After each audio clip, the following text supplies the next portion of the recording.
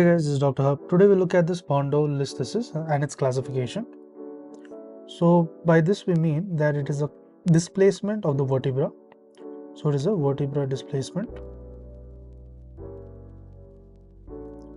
And the displacement is over the other side. So it's a displacement of the vertebra over the other in the anterior direction. Over the other. And this is in the anterior direction. So now let's look at the Mayer-Ding classification. Mayer-Ding classification of the spondylolisthesis. So in the first category there is the grade 1 with 0.0 to 25.